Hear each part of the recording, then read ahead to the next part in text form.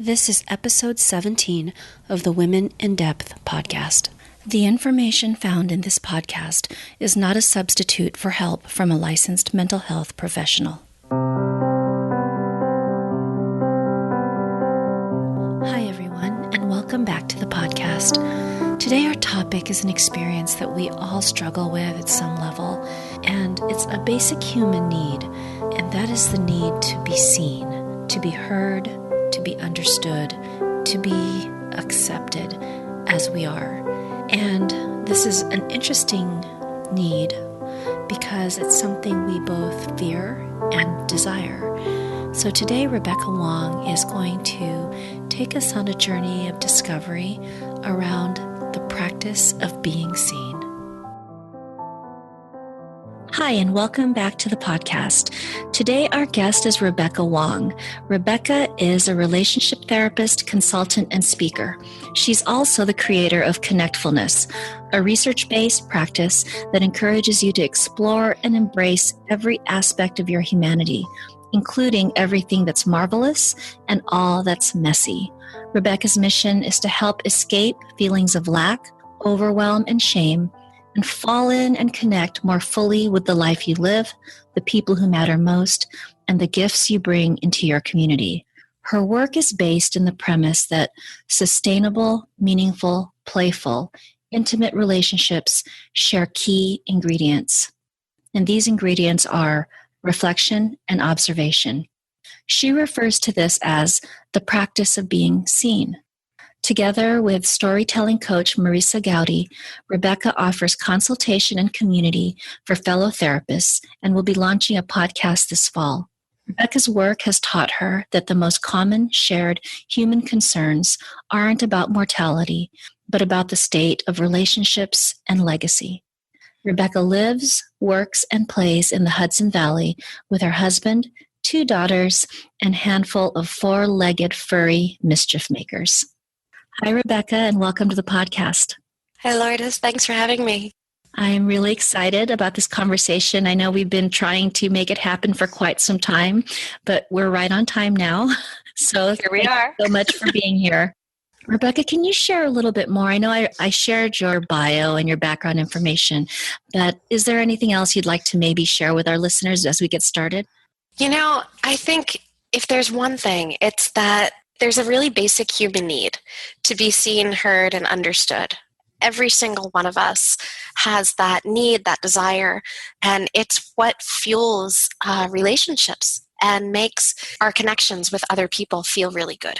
Yeah, I like how you added the being seen as part of the being understood. I think that's something that for a really long time really hasn't been explored or given much weight.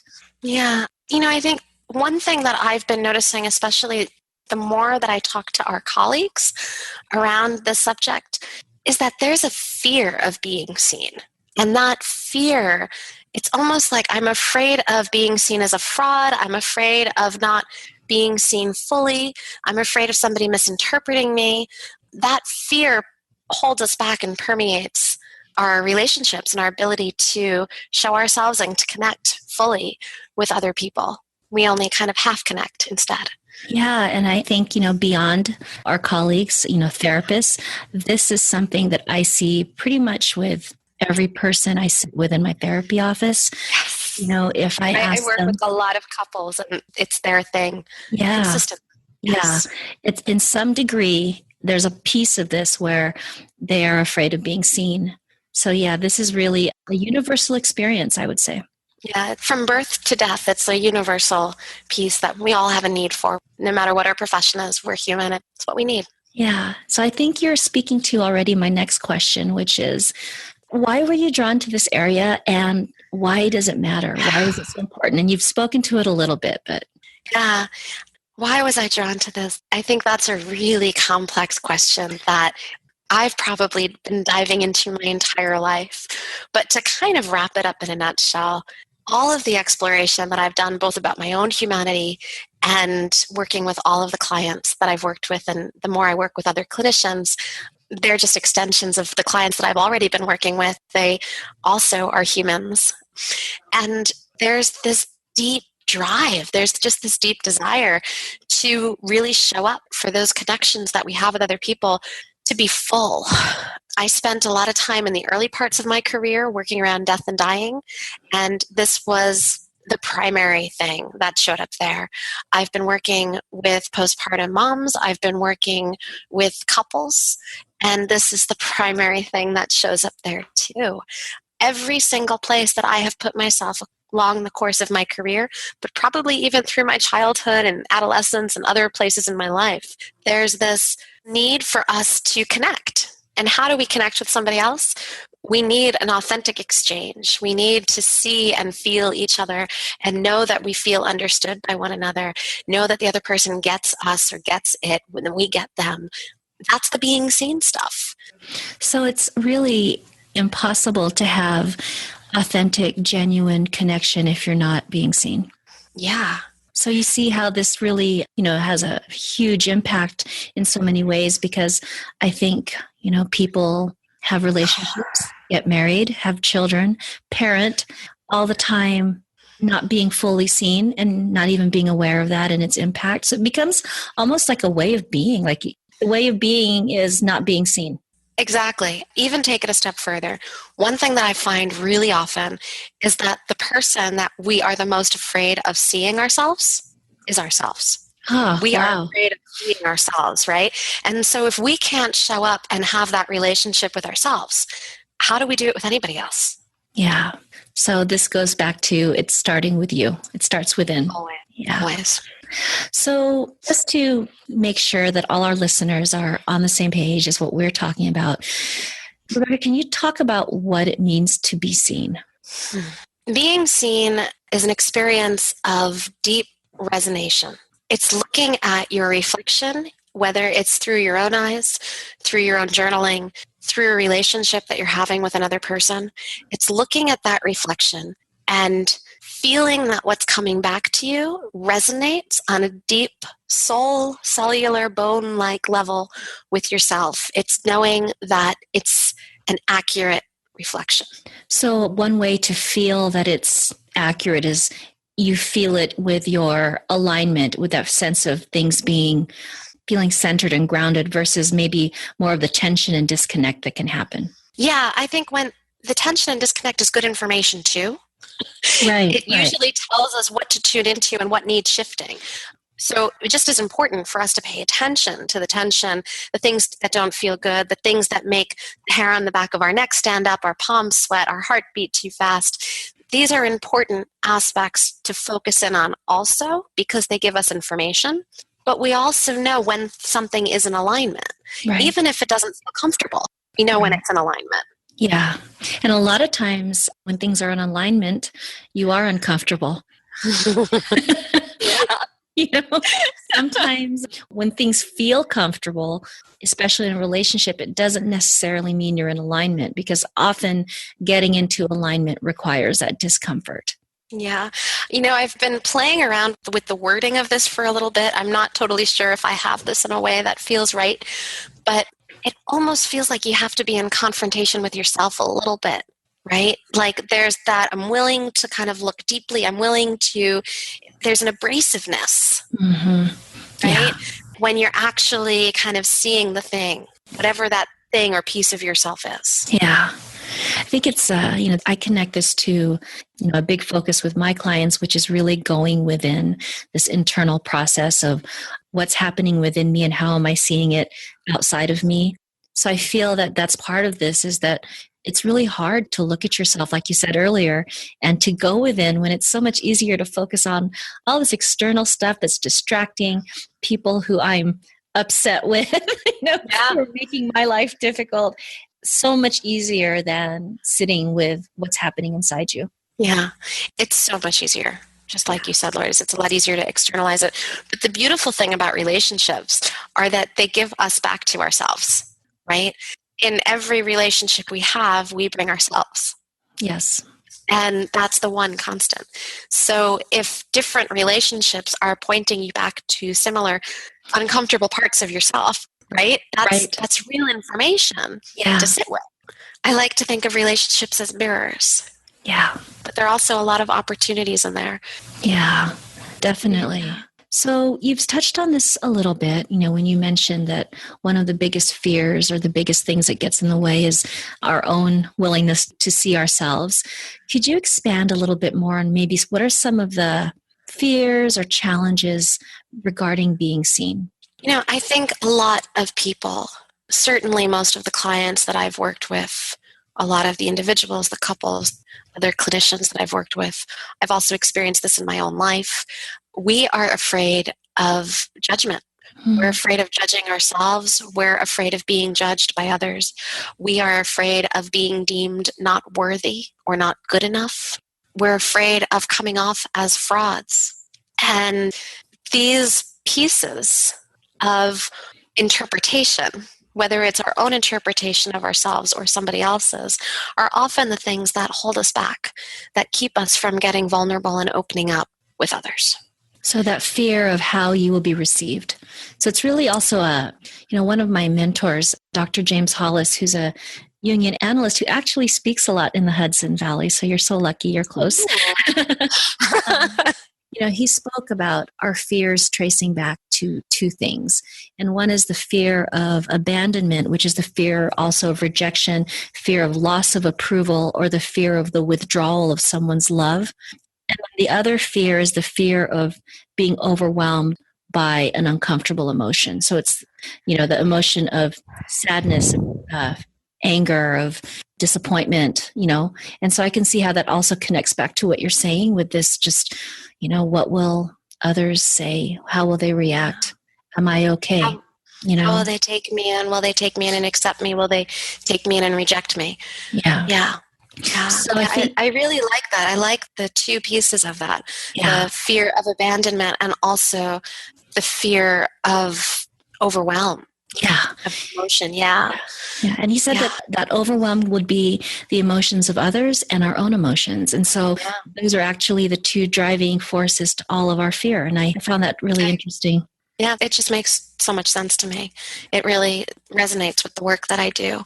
I have a lot of clients who talk about their feelings as being something that they want to fix. Yeah. Right? Yeah. Feelings are the problem as opposed to feelings being the information.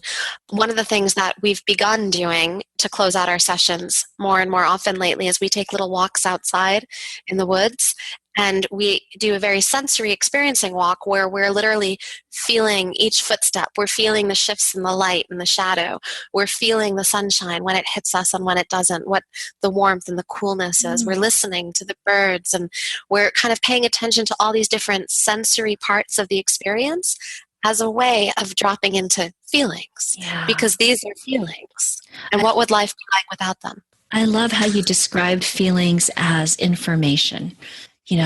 One of the things that I try to do with my feelings and, feelings of clients is, really listening to the message in that feeling, what it's trying to tell you. And if you can just sit with it, with the discomfort and listen, you'll hear something. There's always something in there. Yeah. And I love that how you wrap up your sessions by going outside and taking that walk and really feeling the nuances of the senses, the sunlight, the shade, the pressure of your, when you're walking on the ground. That's really beautiful. Yeah, it's really been a gift to be able to do that. Yeah. So Rebecca, to make this more, I guess, for someone who is listening and maybe they're thinking, okay, I kind of get the being seen thing and why it's important and needing to be paying attention to the information that's coming to me from my relationships and within me. But how does this actually look like in a real life situation when someone is not being seen? Maybe some examples of relationships and, individual stuff, Yeah. It takes on so many different shapes. In relationships, it could be those small little things like, one partner might nag another partner and say, can you do the dishes, or could you pick up the kids from school, or could you pay the bills? And the more times they have to ask that thing, right, the more naggy it becomes. And the more resistance they might hit from their partner. But what they're really asking is, let me know that you got this. Let me know that you got the information, that you know that I'm here and that I'm making a request of you. And that request doesn't need to always be given a yes, but it often needs to get some acknowledgement, right? Yeah. And so it's those places where we miss each other. I know the Gottmans talk about this a lot in their work with couples. They talk about turning towards and turning away, Yeah. right? So this is a piece of it. It's not the everything, but it's certainly a piece, is that when we turn towards each other, when we kind of notice in those little moments where we can connect, that's a moment of being seen. When we turn away, which all of us do pretty often, that's a moment of disconnect. And so how often can we practice turning towards? And sometimes that turning towards is simply turning towards our own feelings. Yeah. I can see how the turning away is a turning away from the feelings that we perceive are painful and difficult. And so we're not turning away from, in this example, from our loved one, but we're turning away from our own discomfort with that situation. Yeah. Yeah. And sometimes it is turning away from our loved one. Yeah. There are times where there's that too. And that's something that we can also sit with differently. It depends on what our intention is for that relationship. It's interesting. One of the things I remembered from the Gottman trainings, there's so many little pearls there, is that beneath every complaint is the basic question, are you there for me? And can I count on you?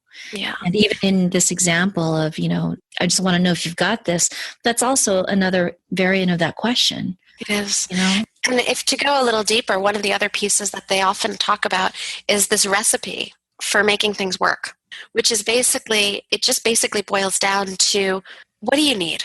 Yeah. Right? Like, let your partner know what your needs and your feelings are, because right in there's a recipe for success. I love that. Yeah. If we can just cut through it all. Go, okay, what do you need? What do you need? Yeah. What if that's how you showed up to your relationships every day? Hey, I'm here for you. I got your back. What do you need today? Oh, you just feel the support and love in that, made my eyes water. Yeah, that's really powerful, Rebecca. Yeah. Yeah. I'm going to start using that with my clients and in my relationship. So thank you for sharing that. Are there any other ways that maybe not being seen can show up in a person's life? Maybe not in a relationship example. I think for individuals, it shows up often, as clinicians, we see it coming forth from our individual clients, kind of in the talk of, I don't matter, I'm not worth anything, that internalized conversation that our clients are having with themselves. And I don't know a single person who doesn't at some point have these conversations with themselves. Right. The I'm not good enough stuff, the I don't matter, or it doesn't matter, or whatever. Those conversations on a very individual level are kind of what this boils down to. It's what it boils down to when we're sitting with ourselves. Yeah. So probably also like those feelings of self-doubt, right? And even that critical aspect, the inner critic we have. Yeah. This comes back to self-love. When we really get down to it, that's what this comes back to. Because this is the ability to sit with yourself. It's the ability to pay attention to. And when I break down what I believe that love is, I believe that it's awareness and attention. It's being able to be present with and sit with and give attention to. Wow. Whether it's somebody else or yourself. And if you can't sit with yourself, if you feel that you don't matter enough, that's the root. Yeah, that's powerful. Really beautiful. I haven't heard that definition of love, but I can see that because it's attending to. It's attending to. Right? It's tending to, like you tend to a plant or a flower. It's giving it your love, your attention. Yeah. Yeah. I think it works in most definitions, like if you think about cooking with love or caring for a baby with love or tending to a sick person, right? Yeah. Or the garden, right? All of those pieces, they all need attention. Yeah. They all need presence. Yeah. I remember one of, I think it was our first podcast episode. It was with Sabrina Santa Clara, who spoke about being seen. And she talked about little things that we do for ourselves, even like she said, cooking yourself a healthy meal, drinking water, doing things for yourself that are actually really loving that we don't even realize, that decision to maybe, forgo going outside and taking a walk and choosing to do your Facebook feed scroll instead. These are all small little pieces of loving yourself. And in the same way, when you are with your loved ones, putting the phone down, really being present. Just, I think really, like you said, the attention and tending to, that's really a beautiful, beautiful metaphor. And I can see the visual with that too. Yeah.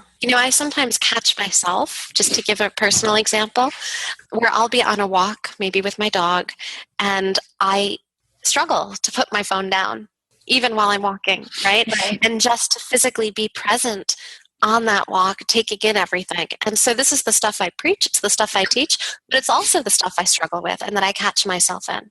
Yeah. So, just kind of like being aware of that with a gentle mindset where it's a non-critical, non-judgmental way of catching yourself in there, where you can kind of see that stuff, you can confront it and go, oh, okay, well, I could do something with this if I choose to, or I could keep doing it the way it is if it's not bothering me.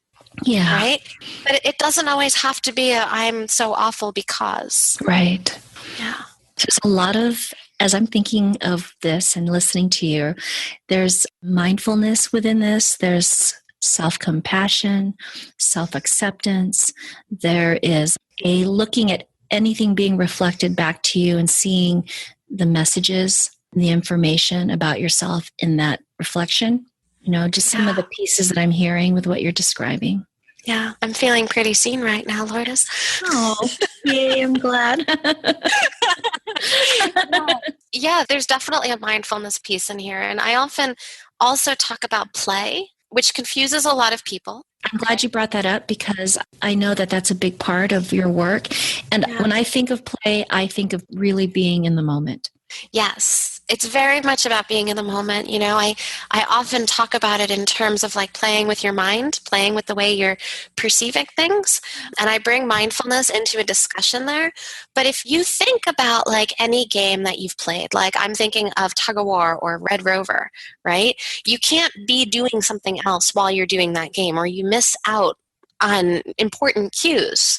Right? So play is very much something that happens in the here and now. It's also something that happens when we're feeling safe, because it's hard to suspend. I went to film school and we talked back then a lot about the suspension of disbelief, right? This thing that happens that allows you to sit in the movie theater and watch a movie because you let the rest of time kind of go away. And in play, there's something of that happens too, where you're able to suspend all the other things that are happening in your life so that you can be in this moment. But if you're feeling threatened, if you're feeling unsafe, whether it's in a relationship or for some other reason, you're not going to be able to play. When you're feeling threatened and unsafe, play is the first thing you can't do. So safety is required for play. Safety is totally required for play. And so when you're feeling safe and you get into that playful mindset, then you might be able to reshape the way you think about things. So this is where I start talking about the mindfulness a little bit as a piece of play. When we think about what mindfulness is, it's the attention to something. Sometimes it's the attention to our breath. And it's being able to attend to our breath, noticing the in-breath and the out-breath. And there are times where our mind will wander. And we will lose focus. We will lose that attention. The work of mindfulness practice, is to notice where we wander and come back. Notice where you wander and come back. It's the reattention that builds the muscle, right? So if we think about that in the form of relationships or anything else that we do in life, if we could make that reattention into a game, into an act of play, if we could feel safe coming back to, yeah, right? We can start having fun with that process. And when we do that, that gets rid of the judgment. It gets rid of the critic. Right. It helps us do it more gently. When you see that redirection, that coming back is part of the process. That is, mindfulness is not being in that state of complete attention for 5, 10, 30 minutes. Mindfulness is wandering, noticing, coming back, and repeating that. And repeating that over and over and over again. Yes. And I think being able to tolerate that process, to sit with it. Yeah, and I think when you describe it like that, it normalizes when we lose our attention or we get distracted. It's not that we're failing and we can't get this figured out, or here we go again in our relationship. This is part of the process. You wander off, you come back. Yes. Yeah. And so this is that attention that it takes to notice where we wander off and where we come back. That's a part of the process of seeing yourself. So you're describing this process and really segueing into my next question, which is how do you start to be seen? How do you begin to practice this? And I think with this conversation about play, you've started to describe that. Yeah, I think it really is a playful process. It's a practice. It's an ongoing practice. It's something that, there's a lot of different ways to get feedback on. I think it's a lot easier when you have something you can look at, like a relationship, a therapy session, or a journal, Yeah. right? It's a lot easier to see yourself when you're not doing that just based off of your memory. Yeah. I remember everything that happened. If I can have a conversation with another person and we can replay it, then we could tune into it. Yeah. If I write down my thoughts in a journal, I can come back to them. There's different ways that I can sit with myself and play with my thoughts. Yeah. Right? And similarly, I can do that in my relationships too when I show up for them. So, Rebecca, if someone is listening right now and this is resonating with them and they are wondering, okay, so where do I start? Where do I begin? What would be some of your suggestions for someone to begin this practice of being seen? I love journals. I think that journals are one of the best places to start. Recently, I did a really awesome exercise that brought me pretty deep into this process, and it's a simple exercise that most people are capable of doing. Go outside and get yourself a leaf. Any leaf will do. And look at the leaf. Look at that leaf from every different angle. Notice the folds in the leaf, the veins in the leaf, the texture of the leaf, the shape and the size of the leaf. Really just sit with that leaf, whatever kind of leaf it is. I don't care if it's an oak tree leaf or an aloe leaf. It could be anything, right? Okay. And then you want to put that leaf down right next to you and start drawing it. And you don't have to look at all at your drawing. You're only looking at that leaf. You're practicing seeing that leaf, right? And the drawing is a part of the representation, but it's not in any way something that has to be accurate. Yeah. Right? And it's not something that we have to judge. It doesn't have to be perfect.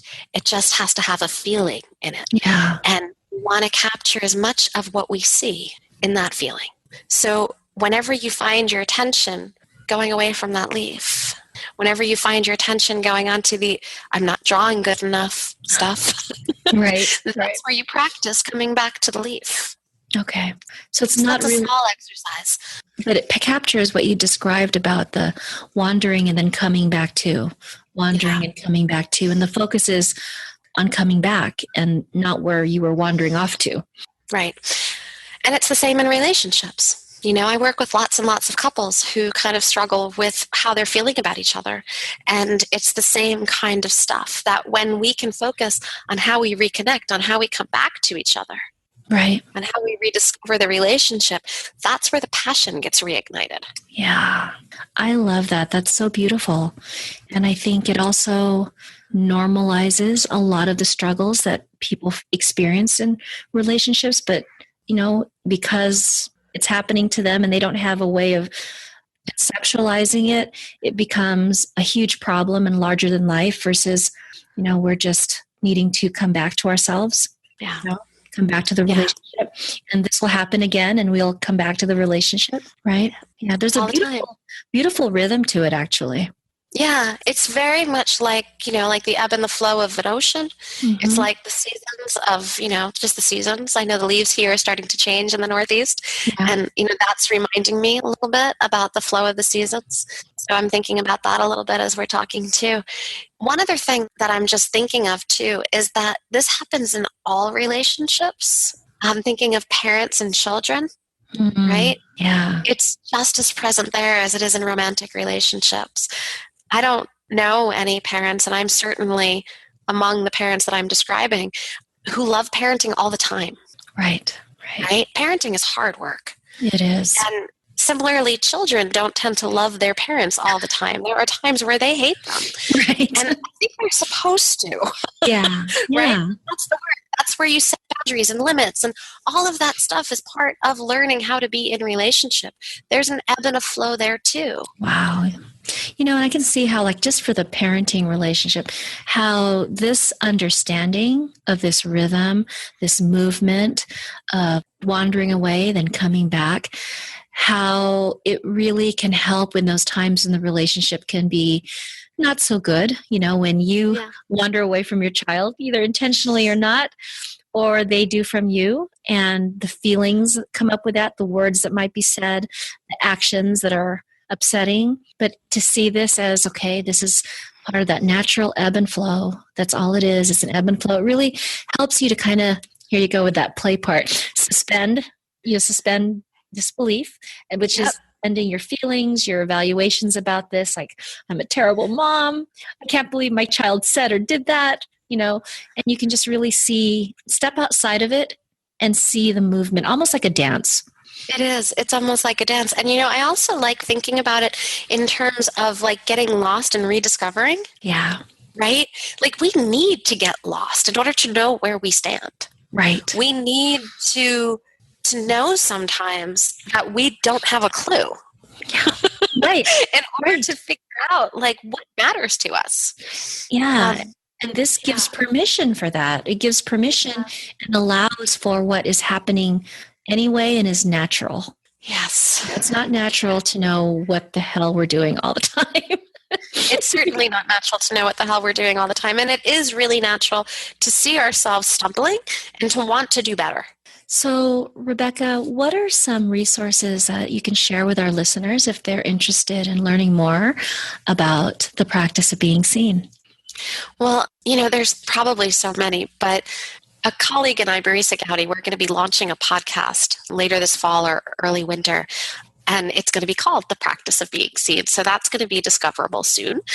And I have a blog on Connectfulness.com where I talk about a lot of this stuff, and some of my colleagues contribute as well. So that might be another good place to start.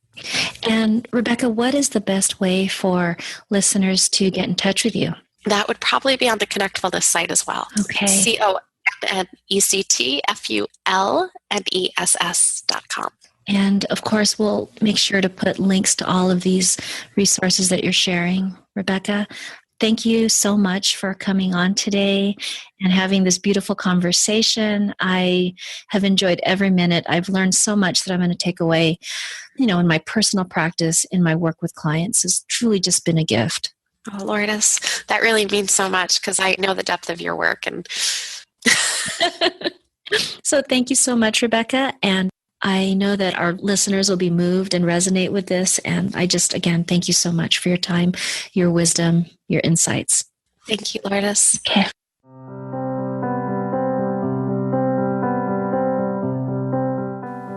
I hope you enjoyed today's conversation with Rebecca.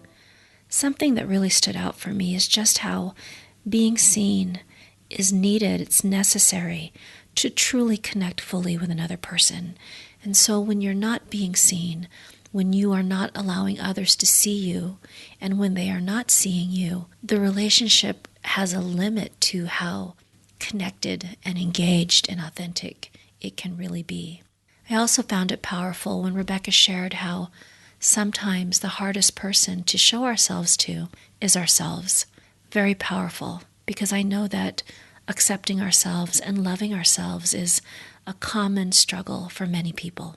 For show notes to today's episode, please visit www.lourdesviado.com/Women in Depth, where you will find links to all the resources that Rebecca mentioned. If you enjoyed today's episode, please subscribe on iTunes and leave a review.